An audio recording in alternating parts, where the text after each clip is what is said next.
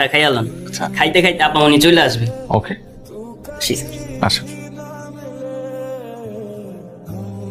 আকবর, জি আপা। চার সালে বিস্কিট দাও না কেন? শুরুতেই গলদ। প্রথম দিন এসে আমার বই নষ্ট করে ফেলেন, এখন কি পড়বো? Sorry, extremely sorry. সরি বললেই সবকিছু সলভ হয়ে যায়, এত ইজি। আচ্ছা আমি পরিষ্কার করে দিই। পরিষ্কার করা তো আপনার কাজ না। আকবর, জি আপা। যা পড়ান। এখন কি করব? পড়াবেন? হ্যাঁ ঠিক আছে।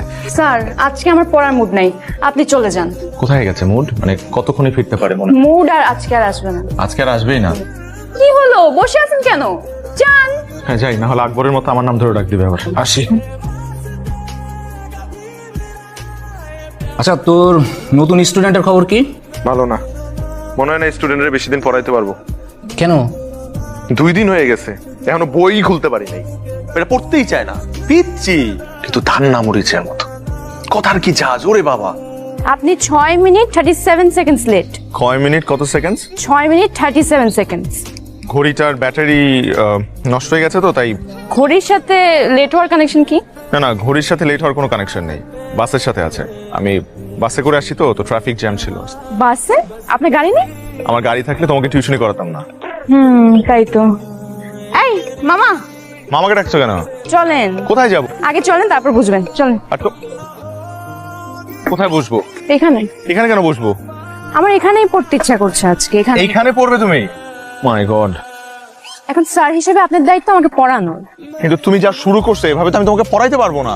আমি চিটাগং ইউনিভার্সিটি পড়তে চাই, ঢাকা ইউনিভার্সিটিতে না। হুট করে তুমি ঢাকা থেকে চিটাগং ইউনিভার্সিটি কেন শিফট করতে যাচ্ছ? স্যার, আমার বয়ফ্রেন্ড চিটাগং ইউনিভার্সিটিতে পড়ে, বুঝতেই তো পারছি। কার বয়ফ্রেন্ড? আমার। হোয়াট? পিচ্ছি মেয়ের বলে বয়ফ্রেন্ড আছে? পিচ্ছি? আমি পিচ্ছি না। না তুমি পিচ্ছি না, তোমার বয়ফ্রেন্ড পিচ্ছি। শোনো, তোমার এখন পড়াশোনা করার বয়স, প্রেম করার বয়স না। স্যার, জেনজিরা পড়াশোনা আর প্রেম দুইটা একসাথেই মেনটেন করতে পারে। আর আপনি আজকে থেকে আমাকে চিটাগং ইউনিভার্সিটির অ্যাডমিশনের জন্য পড়াবেন, ঢাকা ইউনিভার্সিটির জন্য না। আমি তোমাকে চিটাগং ইউনিভার্সিটির জন্য পড়াতে পারবো না। আপনি না পারলেও আপনার পড়াতেই হবে। আমি বাধ্য না।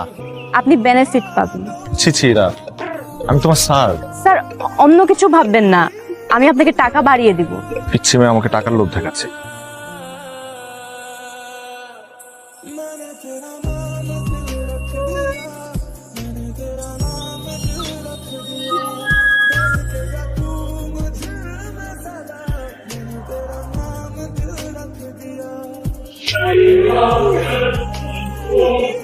আগে দেখেন কোন একটা ভুল হচ্ছে। আর বল, কত বড় সাহস!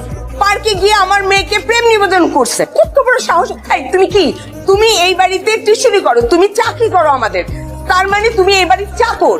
তোমার মালিকের মেয়ের দিকে তাকাইছো, তোমার তো চোখ তুলে ফেলা উচিত। এই পুলিশে ফোন করো, পুলিশে ফোন করে ওকে ধরে দাও। ও আজকে আমার মেয়ের সাথে এরকম করছে, কালকে আরেকটা বাড়িতে গিয়ে করবে। ও যেন কোনো বাড়িতে টিউশনি করতে না পারে তার ব্যবস্থা করো।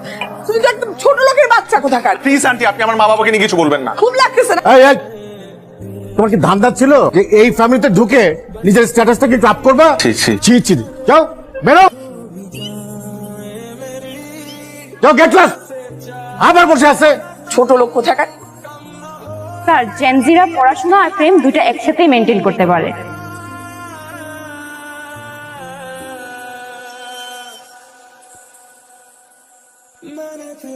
ম্যাডাম, আপনি কার কাছে যাবেন? আমি রিফাত স্যারের কাছে যাব।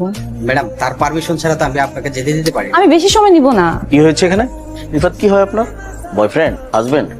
জি জি, হাজবেন্ড। তো রিফাতের ওয়াইফ, আপনি নিচে দাঁড়িয়ে আছেন কেন? আপনি উপরে যাবেন, আসেন। না না, আজকে না হয় না, আজ আপনি যদি ওকে একটু কষ্ট করে নিচে পাঠাতেন আমার জন্য খুবই ভালো হতো। ও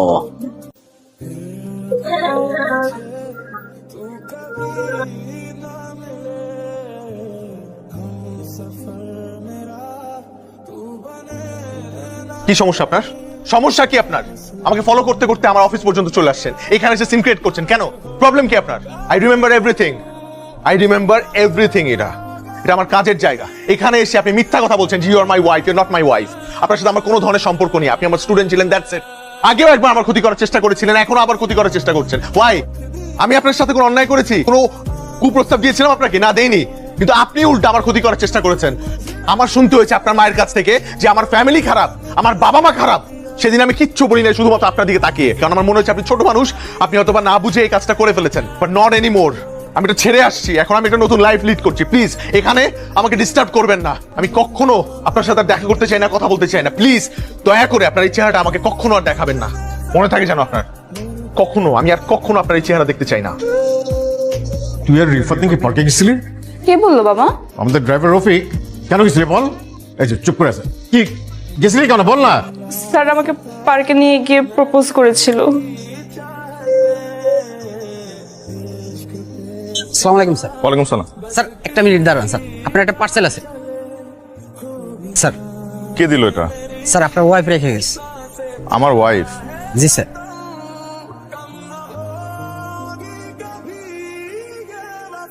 আপনি 6 মিনিট 37 সেকেন্ডস লেট। 6 মিনিট কত সেকেন্ড? 6 minute 37 seconds. আপনার তো 5টা আসার কথা। ঘড়িটার ব্যাটারি নষ্ট হয়ে গেছে তো তাই। স্যার, নিজের স্বার্থে আপনাকে মিথ্যা অপবাদ দেওয়ার জন্য আমি ভীষণভাবে অনুতপ্ত। বিশ্বাস করেন, এই প্ল্যানটা আমার না, পুরো প্ল্যানটা ছিল আমার বয়ফ্রেন্ডের। আরে কংগ্রাচুলেশনস, তুমি আঙ্কেলের সাথে কথা বলো, আমার মনে হয় সে রাজি হবে। বাবা এক কথার মানুষ, আমার তো ভয় করছে, দেখি কি হয়। আর শুনো, তোমার জন্মদিনের প্ল্যান কি? তুমি নাই কি আর প্ল্যান হবে? তুমি থাকলে হয়তো কোনো একটা বার্থডে প্ল্যান করতাম। আচ্ছা ঠিক আছে। তারপর আমার বয়ফ্রেন্ডকে ওর বার্থডেতে সারপ্রাইজ দিতে আমি নিজে চট্টগ্রাম রওনা দিই। সেখানে গিয়ে আমি দেখতে পাই নিয়েন যাবেদের বাসা আইতালে আইর। Happy birthday. থ্যাংক ইউ, কিন্তু তুমি এখানে? তোমার বার্থডে সারপ্রাইজ দিতে আসছি। না না, সেটা ঠিক আছে, কিন্তু নিচে একটা কফি শপ আছে বুঝছো, খুব ভালো। তুমি হলে 10 মিনিট বসে, আমার একটা ফ্রেন্ড আসছে, তোদের জাস্ট বিদায় দিয়ে আমি চলে আসতেছি। নিচ্ছে কি আসছে? আমি ইরা। আর তুমি? আমি শান্ত। তোমার এক্স? কি এক্স? আমি তোর প্রেজেন্ট গার্লফ্রেন্ড। তুমি প্রেজেন্ট গার্লফ্রেন্ড হলে আমি কি? প্লিজ 10 মিনিট নিচে ওয়েট করো, আমি পৌঁছি। তুমি কি বুঝাবা? ইরা তুমি বুঝাচ্ছ? সেখান থেকে মন খারাপ করে যখন ঢাকার উদ্দেশ্যে ব্যাক করি, তারপর বাসা আসার পর অনেক দিন আমার মন খারাপ থাকে। কি রে, দুদিন ধরে দেখছি এরকম একলা একলা বসে থাকিস কেন সারাক্ষণ? নে খাবার নিয়ে আসছি, খা। না খাবো। কি হলো তোর, কেন খাবি না? আরে খা, খেয়ে নে, খেয়ে নে। খাবো না, যাও না। আশ্চর্য। মন খারাপের মাঝে একদিন ফেসবুক স্ক্রল করতে গিয়ে দেখতে পাই আপনাকে টিউশন মিডিয়া থেকে ব্যান করা হয়েছে। সেটি দেখার পর নিজেকে আরো বড় অপরাধী মনে হতে থাকে। তারপর টিউশন মিডিয়াতে যাই, গিয়ে ওদেরকে সত্যটা বলি। বিশ্বাস করেন, এখানে রিফাত স্যারের কোনো দোষ নেই, সব দোষ আমার। I am very sorry about everything. শিক্ষকতা একটি মহান পেশা। আপনাদের মতো কিছু মানুষের ভুলের কারণে আজ মেধাবী শিক্ষার্থীরা এই পেশা থেকে দূরে সরে যাচ্ছে। চিরং ইউনিভার্সিটিতে ভর্তি হতে চেয়েছিলে কেন? আমার অনেক ইচ্ছা ছিল চিটাগং ইউনিভার্সিটিতে পড়ার। তো আমাদের বলিস না কেন? আমি অনেকবার ট্রাই করেছি বলার, কিন্তু তোমরা তো কখনো বুঝোনি। তাই বলে রিফাতের নামে একটা মিথ্যা অপবাদ দিয়ে ওকে ছোট করবা? তুমি জানো রিফাতকে যে এজেন্সি থেকে আমরা হায়ার করছিলাম, তারা ফোন করে আমাকে অপমান করছে, বারবার জানতে যাচ্ছে রিজনটা।